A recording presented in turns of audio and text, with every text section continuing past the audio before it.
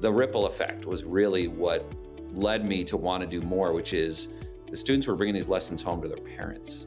Parents were reaching out to me asking about investing, about budgeting, how to improve their credit score. And that experience, I taught for 8 years. About 2 or 3 years into that, I said, you know what, I got to do something because we got to level the playing field. Like, it's crazy to me that this isn't being taught. Taking a personal finance course, you have higher credit scores. Boy, that benefit, thinking about all the auto loans and the mortgages you might have over time. Like, a 30-point difference in your credit score can have a pretty dramatic effect. So that's kind of the biggest. And then I think there's the avoidance of high interest credit. Half of America has credit card debt, right? What are the rates now? 24%. The average balance is, I think, around $7,000 or $8,000. That's $1,500 to $2,000 going out the door to banks for interest. Sure.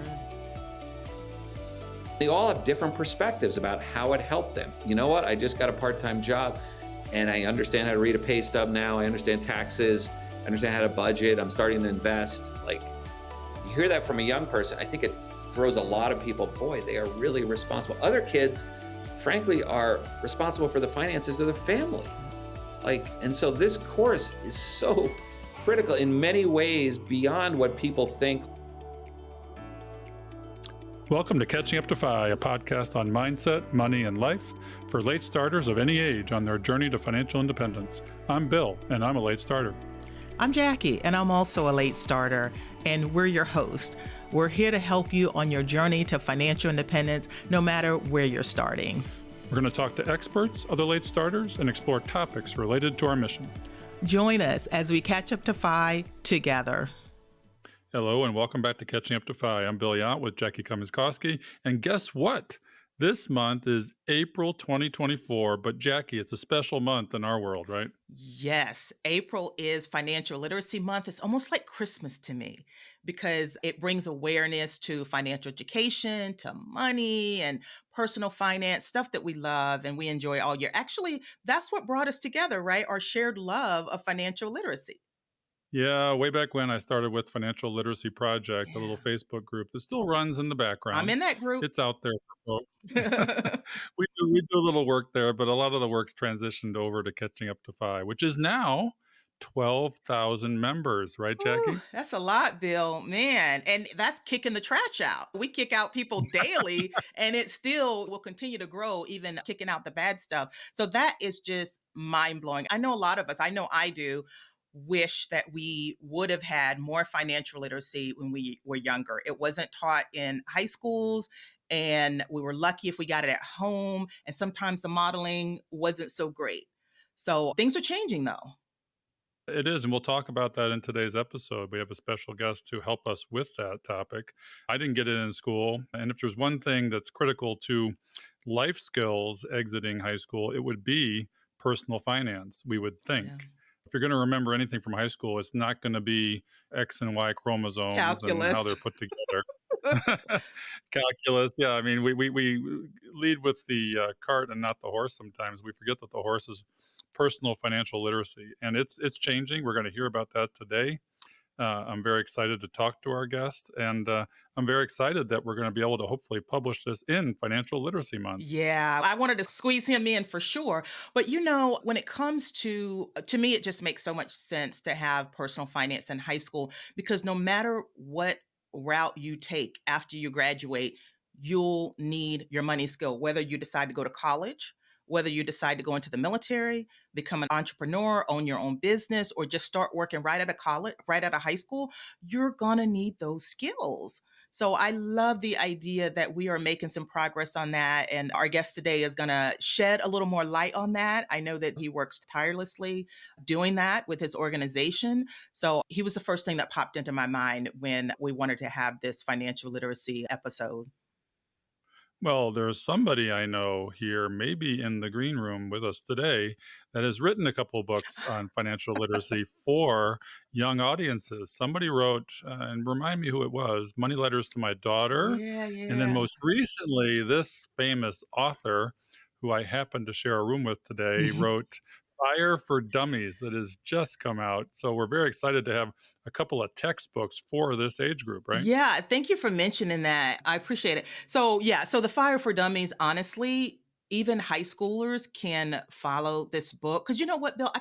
Have a lot of questions still about financial independence, possibly retiring early, personal finance. People have a lot of questions, and I hate when they ask them and they're not getting good answers. So, with the book Fire for Dummies, it starts all the way from basic to taking them through some of the more advanced topics, just explaining them in a less complex way that's very friendly and inviting.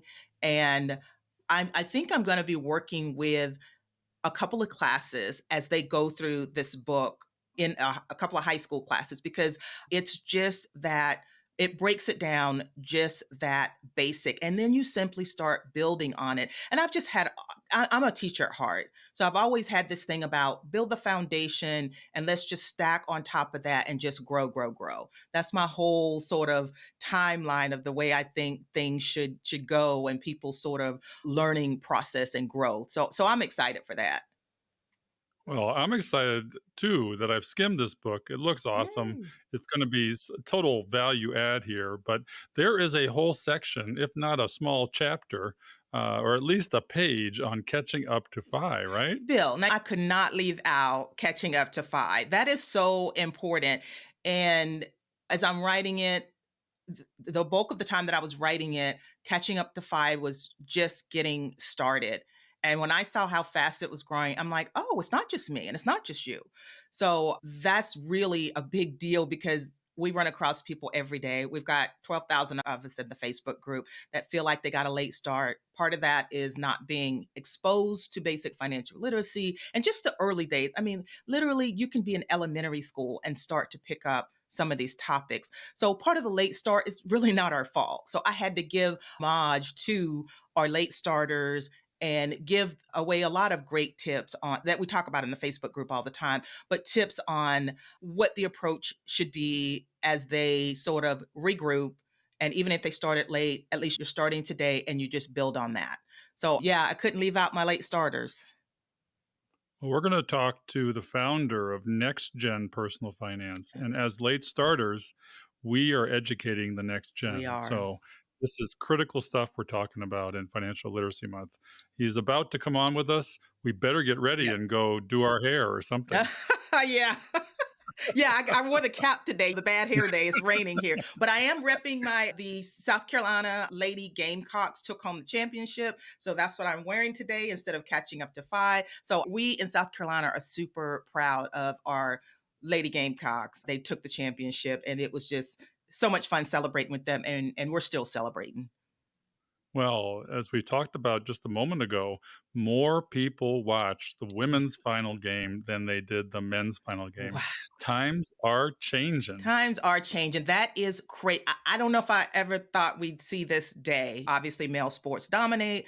So yeah, I was just glad to see that these ladies took it home and that so many eyeballs was on this game. So yeah, they'll be celebrating for the rest of the year. So will I. All right. Like I said, I got to go do my hair. So let's jump off for a second and then we'll welcome Tim Ranzetta to the All stage. right. All right. Hello and welcome back to Catching Up to Fi. I'm Bill Yount with my co host, Jackie Cummins-Koski.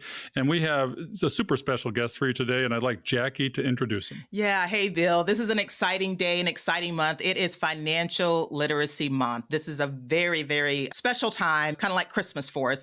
So, we want to shine a spotlight on where we are with financial literacy in the US. So, Bill, we kind of met because of financial literacy. You've got your financial literacy project. So, that's why we invited our guest today, Tim Ranzetta. He's co-founder of NextGen Personal Finance, and it's a nonprofit organization at the forefront of getting financial literacy in high schools across the country and helping prepare our educators to teach it. Now, Yanli Espinal, she actually was one of the speakers at Economy this year that Bill and I was at. She was a fireball. Like, this woman lives, breathes, and everything financial literacy. And we just loved her, Bill, right? I mean, she was so great. Well, she's going to be speaking actually, I think, at FinCon Oh, as yay. well. and we've got to have her on the show. Oh, yeah, we definitely. She's Yeah, amazing. I chatted with her a little bit backstage, and she made me feel really good. I don't know if she realized it, but I think she was kind of nervous going on. And I come back there because we were doing a case study, and I said, oh my God, you guys are going to crush it and everything. She goes, oh, look at Jackie coming in with the good energy. So I'm like, well, great. So that was just kind of nice because it made me think about all the nerves you have when you're getting ready to speak. And so I'm glad I was able to help take the edge off just a little bit. So for more than 10 years, NextGen Personal Finance has fought tirelessly to get states to pass the laws that guarantee every schooler a personal finance class before they graduate. So they believe that all young people deserve access to a free, high quality, and engaging financial education to enable them to thrive in the future. They provide best in class curriculum, teacher development, and advocacy tools for free to accomplish this.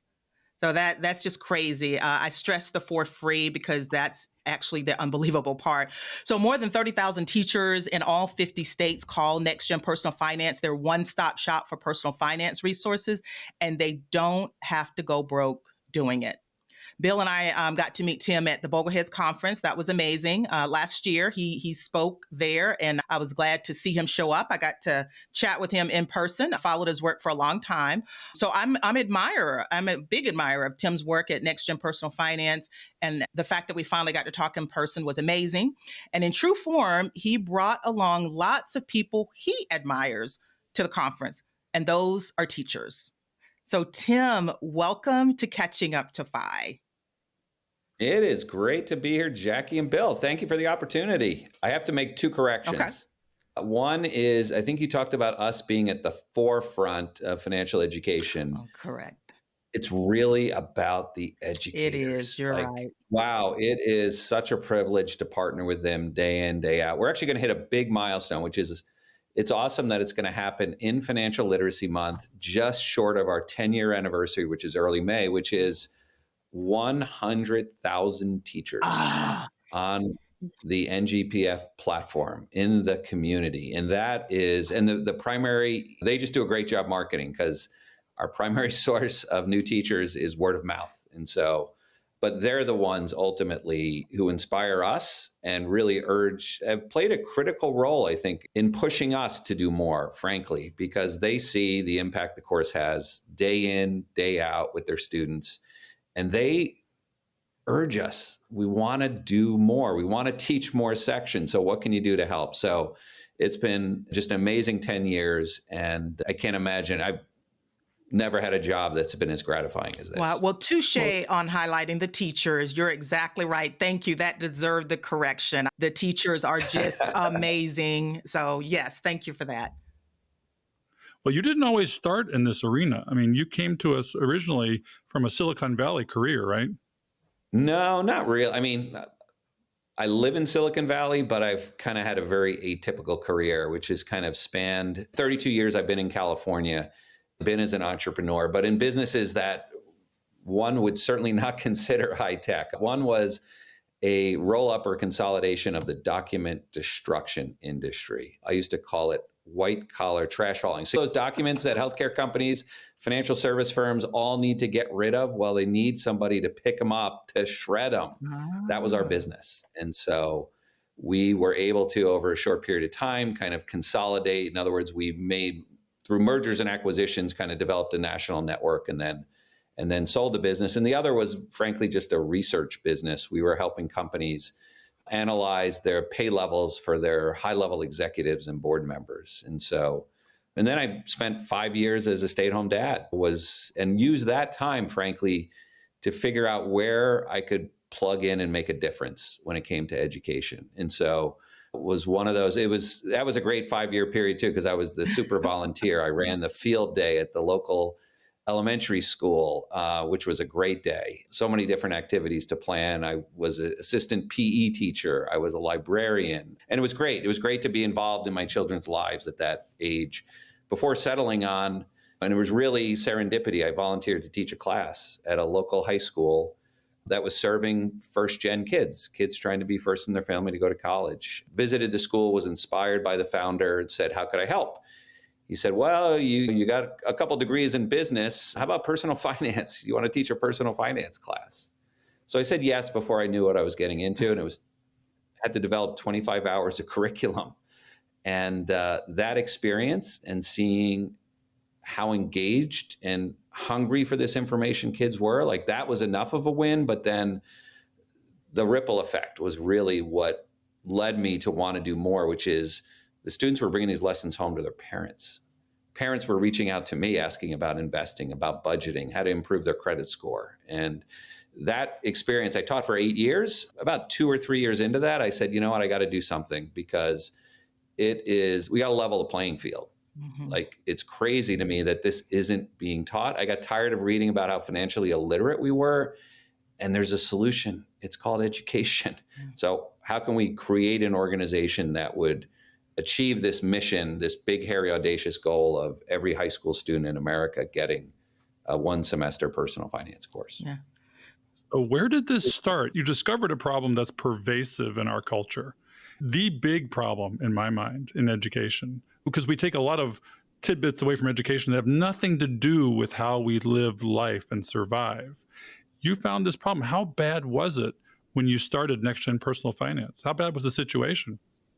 Yeah, so if you think about it from an access perspective, at the time, I think there were 5 states that required a course in personal finance. So if you ran the numbers, it was about 1 in 10 students were taking a required course for graduation. The good news is there's a national movement happening. And again, teachers and students are at the forefront of this movement. And we've just seen, just in the last 3 years, the number of states go from 8 to 25. And so now we're at a tipping point. We've reached over 50% of high school students, 53% to be exact, are either required to take that course today or will be required based on legislation or board policy that has been enacted. Typically, the way this works is the bills get passed and there's a 3 or 4 year implementation period to make sure it gets done well. Yeah, and Tim, I want to really appreciate the fact that you guys publish all of this legislation and what states require it. When I do a lot of personal finance classes. I love it, just like you were doing. And at the beginning of all of them, it doesn't matter if it's high schoolers or adults.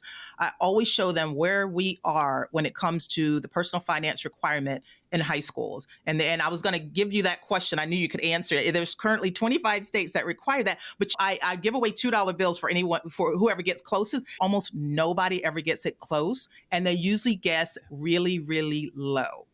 So that's interesting. Yeah, no, it takes time. It takes, because I think it's just an accepted fact that this isn't being taught in school.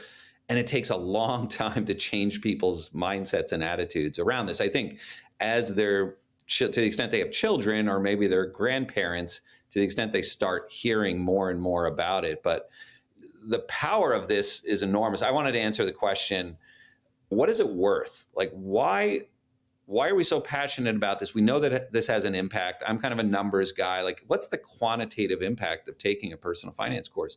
So we hired a consulting firm, a strategy consulting firm out of Boston, Titan Partners, and they did the analysis. They said, let's look at research that has quantifiable results and let's create models to look at what the overall lifetime value is. And it's funny, I asked that question during sessions with teachers and everybody aims a lot higher. So I think this is a pretty conservative estimate. It's $100,000. And the biggest source of benefit is around credit, because if you have a higher credit score, which is linked to taking a personal finance course, you have higher credit scores, boy, that benefit, thinking about all the auto loans and the mortgages you might have over time, like a 30-point difference in your credit score can have a pretty dramatic effect. So that's kind of the biggest. And then I think there's the avoidance of high interest credit. Half of America has credit card debt, right? What are the rates now? 24%. The average balance is, I think, around $7,000 or $8,000. That's $1,500 to $2,000 going out the door to banks for interest. Sure. And so, and then there's the compounding effect, right? The extent you're not paying that and you're learning about investing at the same time. I think that's the third piece of this. And we see magic happening in classrooms across the country where people will say, you can't get high school students to think about retirement. That's crazy. Like, there's no way. Well, I know teachers across the country that have what they call individual retirement account boards in their classroom. They put students' names Wow. up there who sign up for IRAs. It's Well, show them a compounding interest calculator, compounding returns in the case of investments, show them compounding returns. And when they see if I just start a little bit earlier, how that wealth can compound. Well, it used to be that financial education in high school was the stock market game. We've gone away from that, right? We hope. Yeah, it's still, I mean, it's still hanging on. It's still one of the most important. And I say to anybody who's teaching that, like, just be cautious, because those skills that you learn to win that game, because it's a short-term game and it rewards volatility, is often a very risky strategy that you wouldn't actually enact. You wouldn't actually use in real life. In fact, Google how to win the stock market game, and it's hard to say that those are the strategies that are going to build long-term wealth. And so if you're going to, I always think it's important to also, if you're going to play the stock market game, because kids are interested in companies, right? Let's face it, index funds, which I think many people believe are the preferable way to invest. Certainly the Bogleheads, that's a philosophy they have. Don't look for the needle in the haystack, buy the haystack. I think that's Jack Bogle, channeling Jack Bogle there. But kids are interested in companies. If that's what it takes to get them to understand how the stock market works, great. But let's make sure we're not telling them that, hey, this is actually the way most people invest, picking individual stocks, because the odds are against you. There's some numbers that have come out recently, like, geez, all of the stock market returns since 1980 are driven by, you want to guess? 4% of companies. yeah, your Apple, your Google, So, those big ones. yes. Yeah. And the beautiful thing I tell kids is, like, okay, so your friend's bragging about Tesla, or they're bragging about NVIDIA, or whatever the hot stock of the day is. And you can turn to them and say, oh, I own that too. That's right. Because if you own an index fund, you got them all. You don't have to choose. Because if you're wrong, if you miss one of those 4% of stocks, you're going to fall far short of what the index. And the other stat, obviously, is professionals. I spent a year as a stock market analyst at a mutual fund company. And the record of mutual fund investors, mutual fund managers, is similarly, like, over a 20-year period, 5% outperform the market. You don't know who they are ahead of time. Right. Exactly. And there's very little persistence. That's the other thing. Very little persistence in return. So you might be good one year, no guarantee you're going to be good the next. So, Tim, is the stock market it sounds like that is the one kids get the most excited about? Would you say that? Or are there any other topics that seem to be particularly of interest to high schoolers? Yeah, we found, and I think it's often overlooked when talking about finance, if you just focus on the numbers, you miss the psychology. And I think we actually start our semester course with a unit on psychology, because ultimately a lot of people will say, you know what? Most people know what they should do, but they don't do it. And why is there this behavior gap? Why is there a difference between what we should do and what ultimately happens? And it's kind of what's going on in our head. And so giving folks an opportunity to think about, okay, what are the mindsets? What are the money scripts that they have playing in the background here? Some that may be really helpful to building wealth, but others may hold them back. And so it's personal finance. It's called personal finance for a reason. It's very personal. Let's cover that topic, the personal as well as the psychological factors that drive our money decisions. Let's tackle that up front. I think they really enjoyed that. I think gamifying it, one of the things we settled on early is we have to make finance fun, because it can seem like a very dry topic full of jargon. So we found a great partner called McKinney out of Durham, North Carolina, and they created a suite of games for us. They're in our arcade. They're the most popular part of our website. Wow. So we have games around investing, games around insurance called Bummer, a game to help people navigate to and through college called Payback. So those games are played millions of times every year. So I think that's another key element. But games are great, but you have to make sure they're also getting a lesson out of them. So we're very intentional about having worksheets to ask those thought-provoking questions. Wow. And again, all this stuff is free to teachers. That is correct. Free and always will be, which is the first series of workshops we did in person. I had a teacher come up to me after, and they said, I have to admit, I was a little skeptical coming in. I kept waiting for you to sell me a timeshare. Yeah. Yeah, so no timeshares involved here. I had some success as an entrepreneur and as an investor. And for me, there's no greater investment I can make. So I've self funded this for the first decade. And yet, when I think about having taught the class and now had years go by since the classes I taught originally and seeing the success these young people have, the first student from this class, first student from this high school that ever got a job on Wall Street was one of the first students I had. And I remember him distinctly because that first lesson on investing, he was on fire. And to see the progression and the success, young people reaching out to me who were in my class originally talking about setting up college students and they want to set up Roth IRAs. And we're having a conversation about index funds. Like, there's nothing more gratifying than knowing you're making a difference in a young person's life. You would think you'd have a captive audience, right? There's been a dearth of information here, and you're providing teachers with this information to pass on to their students. But it isn't all easy, right? There must have been pushback. Was there pushback at a student level, at a teacher level, at a local school board level, state and national level? What kind of pushback have you seen? Yeah, the good news is a lot less. I mean, because I think if we start with the teacher, this community, the cool thing about teaching this course, I think, is twofold. One is no student leaves your class saying, as they do with too many other subjects in high school, how am I going to use this in real life, right? So they don't question that. And the other secondary benefit for teachers is, I think I alluded to this earlier, like they find that they are better informed in their own lives. And so this helps improve their own financial situations. I think when you think about education as an institution, change is always hard, right? I mean, one of the most powerful forces in the universe for finance is inertia, right? I just got a notice from the bank I was with is getting bought out, and the new bank comes in and decides they're going to have monthly maintenance fees. And I'm like, how do they get away with this? Because my old bank didn't do that. Well, they do because it's inertia. Like, setting up a new account, having to set up all those new bill pays. What a pain in the neck. So I think education as an institution can be difficult to change. The good news is we've seen leadership, principals, superintendents, the head of superintendent of public instruction, for example, in California, we've seen them take the lead and say, no, this is important. We have to make sure if we're serious about preparing students for the 21st century, like, how can we not be teaching them about money?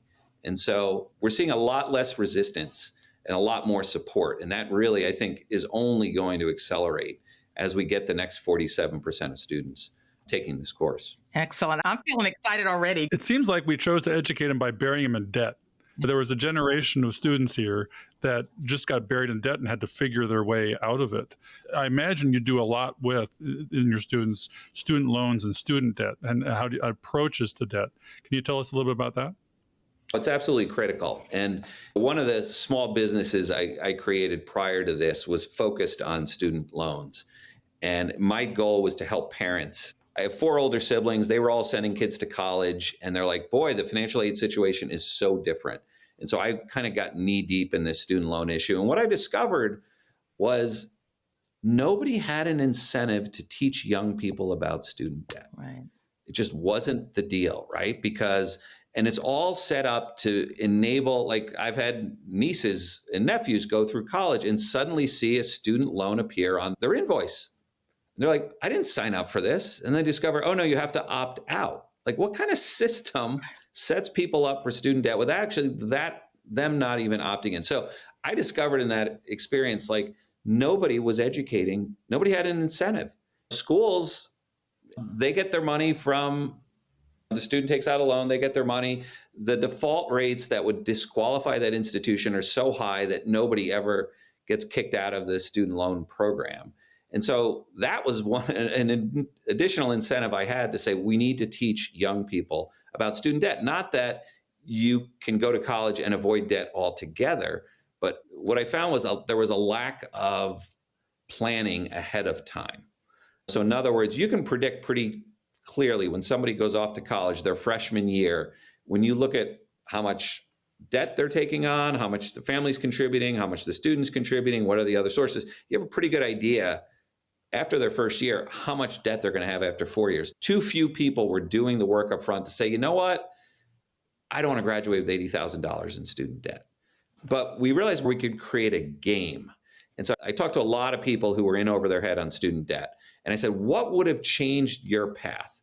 And they said, if I knew that 50% of my income was going to go towards paying down student debt, I might have thought differently about it. So we created a game where students navigate to and through college for 4 years. At the end of the game, they have an amount of student debt accumulated, and they have a proposed salary based on the major they choose, and they get a graphic to say, okay, 10% of your income or 50% of your income is going to go to pay student debt. Because I think ultimately you need to have the shock to the system. You need to be able to foresee the future. And that's kind of what that game Payback is, one of our most popular ones. So anyway, long-winded answer, but I think you have to kind of see your future you to recognize the pain that enormous amounts of student debt can inflict on you. Yeah.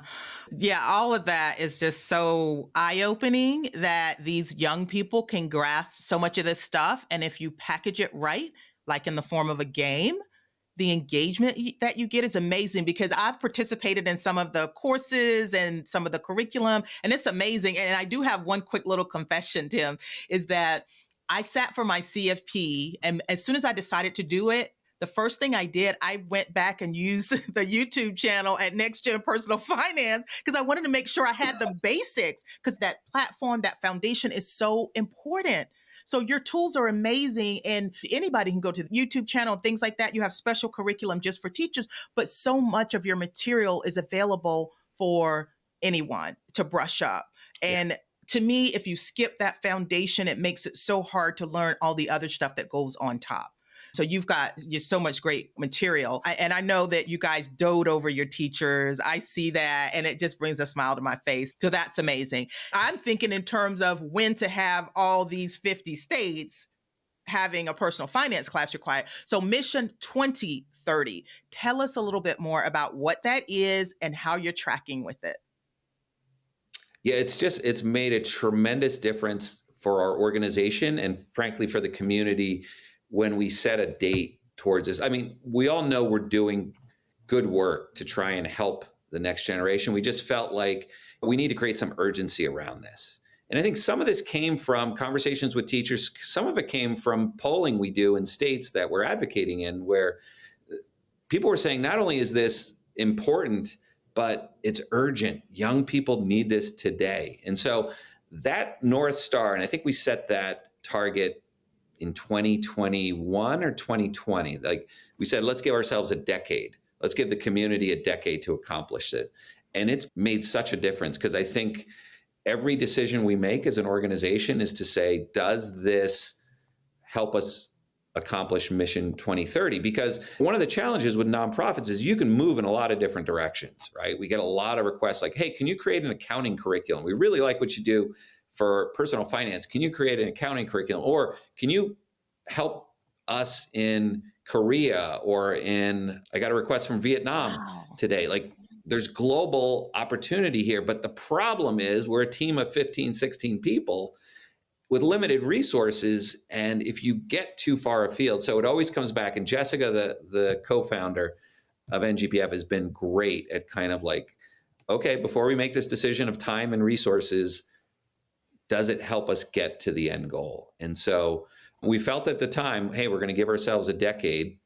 I had looked at NASA, and the time from the President Kennedy saying we're going to go to the moon to the time we got to the moon was 8 years. I was like, this is not rocket science. Like we can accomplish this. And it's been cool. It's been, and again, I can't say enough about teachers, because we are active in states, the states that have just recently enacted legislation. We see it in these hearings, right? Bills get introduced and then they're heard with the Education Policy Committee. And the difference that teachers and students make advocating for this, I think make legislators' jobs a lot easier, because they hear and they see that this is a difference maker.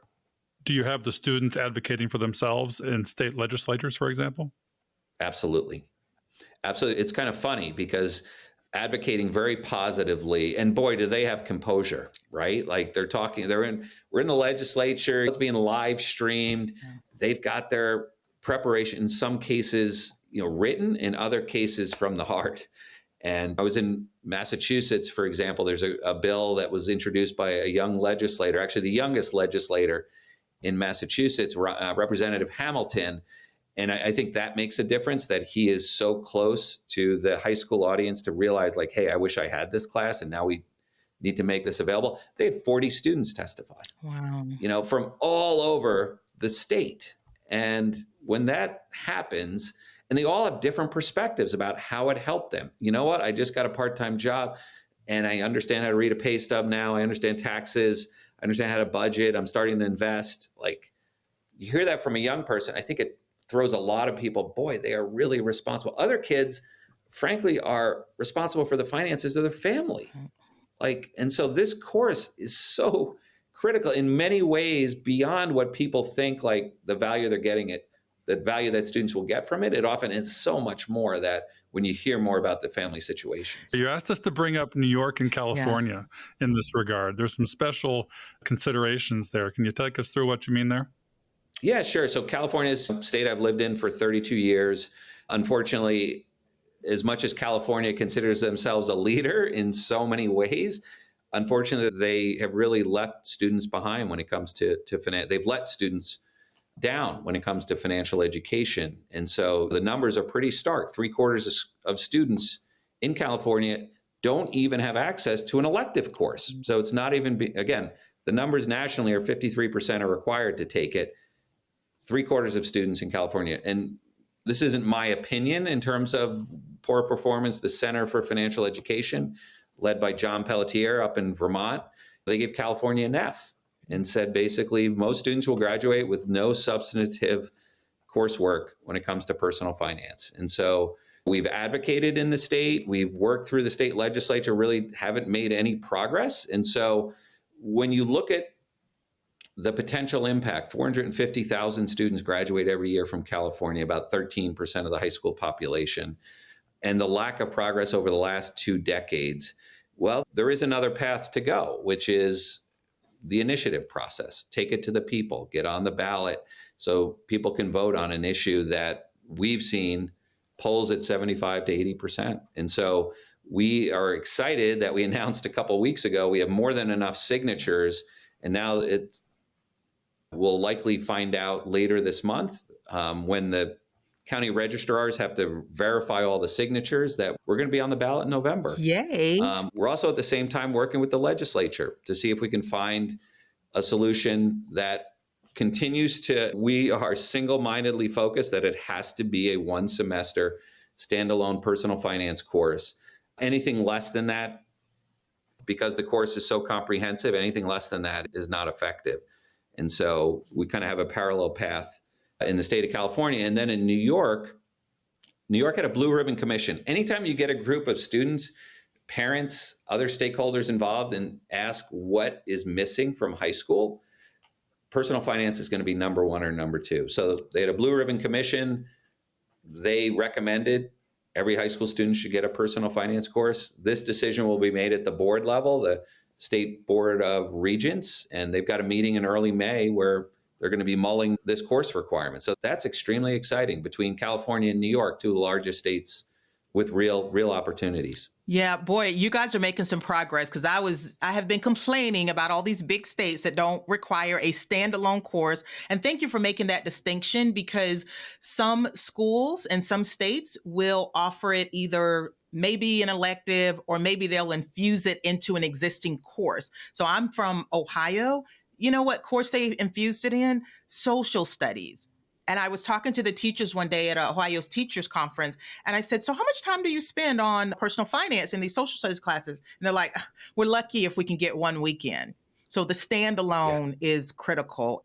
Yeah, thank you for making that distinction, because it's too often exactly what you said. It's either taught in a limited way, or it's not even taught at all. So we've had situations, very public hearings, where a legislator or a committee chair stands up and says, we don't need a course requirement. It's already being taught in the schools. It's in the standards. It's embedded in this course. And then a student will be asked, hey, you go to high school now, right? Tell us, where are you getting personal finance? And I've heard answers from, I remember we counted change in second grade. Or I remember we had one session on that. Yeah. And without a course, there's no accountability ultimately. And I use that as evidence because too often when it's discussed as being sprinkled, the other thing is, boy, is it hard to coordinate? You're going to sprinkle this throughout the curriculum? I think that's the other thing we often hear. Like, it's really difficult. Well, number one, how are you going to split up the course among math, social studies, history, career and technical? Like, who's going to do what parts of it? Is it really going to be cohesive? And if you are successful at doing that, congratulations, that's wonderful, but we still need a capstone course in 11th or 12th grade to make sure everybody's getting that as a minimum, especially as they're so close to making all these important decisions. Yeah, and that's going to ensure that we have a financially literate society. Like, that is what I always say. And Tim, so we're a community of late starters, and boy, do we wish we would have gotten this stuff when we were in high school and when we were younger. I'm sure you hear that all the time. But since we can't go back in time, what can we do to support financial literacy for the next generation? Like for our kids, our grandkids, schools, community, what can we do? Yeah, first of all, I want to say I really love the smile across your face, Jackie, when you said a financially literate society, because I think that's what we're all about here. I think there's a lot of different ways to engage. If I kind of start on one end of the spectrum, kind of what you can do locally. If you have a child in the local school system, go in there and offer to run a class. Do one session. Come in, and I will tell you, because I had to learn this the hard way, don't go in there expecting to lecture. Students these days, they want to be doing things. So feel free to go to our website. Again, everything's free there, www.ngpf.org, and find an activity, hands-on activity that you can do with students. I think a real popular one is called the Bean Game. If you take a look at that, it's a good way to demonstrate the difference between needs and wants when it comes to budgeting. If you're more ambitious and you're very interested in investing, for example, start an investment club at the local school. Do it outside of the regular school day. I think it's a lot easier to kind of assist with a club. And then I think if you want to do advocacy, if you're like, you know what, my state's one of the 25 that doesn't require this, I don't want to wait for that, you can advocate at the local level. I encourage you to put together a coalition, find a teacher that's either teaching the elective today or is interested in teaching it. You can kind of bring them on board. And I don't think you'll have much trouble finding peer parents as well as students to advocate. But stand up at a board meeting and say, our young people deserve this course, and there's a solution. Because I think the other thing I'm hopeful is that our organization can solve the cost issue. Like, no, we can't implement it because we got to go buy curriculum and we got to train our teachers. It costs so much money. Well, guess what? It's high quality and it's free. And so let's knock that issue right off the table, because access, in my mind, is the most important thing here. And that's why we have a no cost policy. So I think that's the other thing. If you want to stand up, and we've got advocacy tools on our website, presentations, how to overcome common objections. We've done this and we've been inspired, frankly. We've learned a lot. We had a grant program at one time, and 180 schools, as a result of local action taken by a teacher, 180 schools were able to make this happen. So it can happen. It takes time, it takes persistence, it takes passion. Yeah. Yeah, it's fantastic, because I'm going to refer NGPF to my nieces who are starting their own personal finance club at their high school. They're taking this on because they saw a need and it wasn't there. And so the tools you give to our audience, their audience, are universal and pervasive. It's a language that everybody needs to speak. It's nothing more than a foreign language. And we all learned English. We can all learn personal finance. Jackie, do you have anything else you want? Tim's time is very valuable. This is personal Finance, Financial Literacy Month. We've been really fortunate to have him on here today. Is there any other hot topics we need to touch on before we let him get on with his day? The only thing I got to mention, you were saying you can't go in there lecture, you got to make it fun. And I've gone out of my way to try to do that myself. I love the $2 bills. If you can't see that, this is South Carolina. The girls took it home. They are the champions. I hail from South Carolina. So when I go back to South Carolina and I go to high schools, they'll be getting these $2 bills with our South Carolina Lady Gamecock winners. And I do all kinds of crazy stuff. And you're right, you cannot lecture. That was the first thing I learned. But if anyone wants tips, NextGen Personal Finance, that's ngpf.org. Probably in the group, somebody's got some great ideas, but just you have fun when you're teaching it. You want the kids to have fun, and it doesn't have to be like this dull, boring topic. And you guys at NGPF have made that clear, and you've done so much to make sure that our teachers have the tools they need, the confidence, and I just love what you're doing. So when it came to our Financial Literacy Month episode, I had to think of the teachers, Tim Ranzetta, NextGen Personal Finance, and just the whole community that you have created to make this less scary and to really start changing our world when it comes to personal finance. So thank you for that. Well, I saw his eyes light up with the $2 bills, Jackie. Yeah. I'm going to call you out because everybody wants one of your $2 bills. That's great. And I have one of them. Tim, did I give you a $2 bill? Yes, Okay. I'd have to step away. I carry it around in my backpack. Aw. It's good luck because there is a link between the South Carolina women's basketball team and the person who appears on the $2 bill. Jefferson? Is he from South Carolina? No. Coach of South Carolina was a star at the University of Virginia. Dawn Staley was University of Virginia, founded by Thomas Jefferson. And that's my alma mater. I was about to say, and there's an educator for you right there, history at least. So I did not make that connection, but I'm just so glad that so many people have been watching the ladies basketball, and it's just been an exciting time. So I'm overjoyed. That's why I got my black and scarlet, and the kids love sports as well. So that's always a great connection too. So. Yeah. One last resource I want to share with folks, which is to the extent you want to bring this to your children or your grandchildren or any young people in your life, I created personal finance is a taboo subject in a lot of households. And I feel like you have to have the conversation. And I just am a big believer. It's not a conversation. It's what do you do in your daily life? So let's use money. I call them money milestones. So a young person, before they have to go to open a bank account. Why should you as the parent or guardian do all the talking?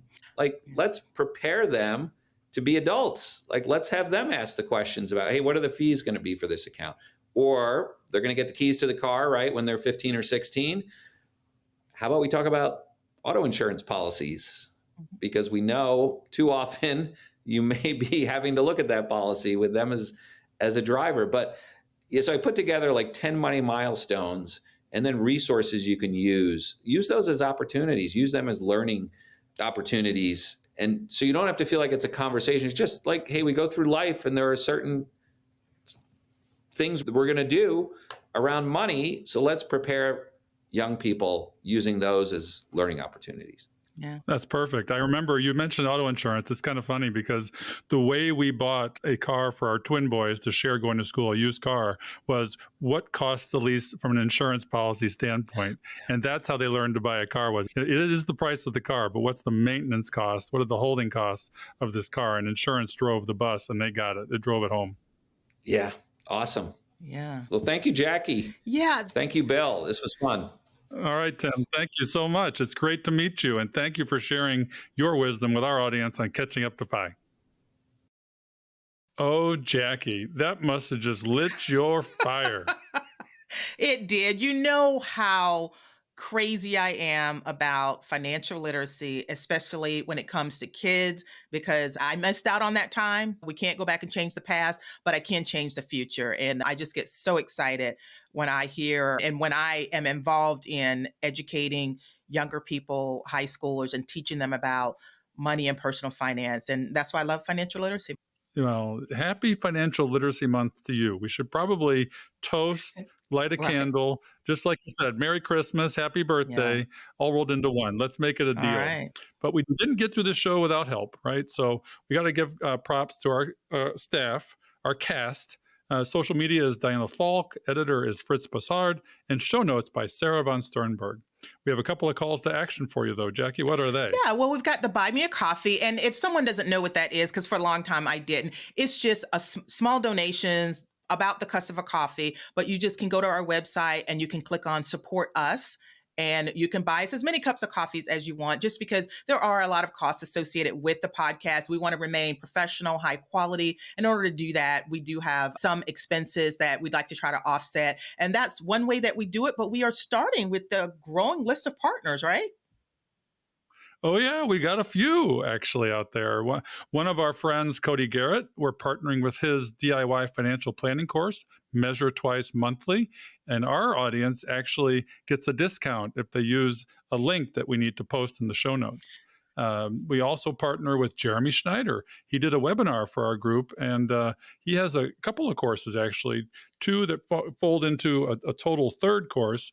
And using a link that we provide, I can't remember it off the top of my head. We'll have to put it in the show Yeah, notes you'll again. get a discount. You can get a discount on his courses. Who's the other one, Jackie? Yeah, and our last one is loosely related to the Personal Finance Club, and Personal Finance Club is just a huge brand, and we all trust Jeremy, and I think that's why he's been so successful. He has launched an advice only sort of marketplace called Nectarine. You just go to hellonectarine.com and it's just $150 flat fee for a 1 hour session. And all of the planners that are on there are either CFPs or some other credentialed or licensed professionals, and they are vetted. He only wants advice only, and the main purpose is to get whatever questions answered that an individual wants, and it's only a flat $150 for a 1 hour session. So check them out. It's Hello Nectarine, and we're happy to be partnered with them. And they're going to start growing. I don't think they're offering any kind of discounts right now, but we're kind of one of those trusted partners, so I'm sure he'll hit us up when he's ready to do that. So. Yeah, I mean, these are great organizations. We participate in them. We know the principles. We support them. We're going to put the links in the show notes, and we want you to support them too. They can only help you get better with your personal finances. Yeah, thank you for listening to Catching Up to FI. Thank you. We'll see you next week. We hope you've enjoyed this episode of Catching Up to FI. We would appreciate it if you could leave us a 5-star review so that our message can reach others. While we are financial educators, and I'm a financial professional that loves to teach, our content is for general education and information purposes only. We are not providing financial, legal, or tax advice. Always do your own research or consult a professional before making important decisions. We'll see you next time on Catching Up to FI.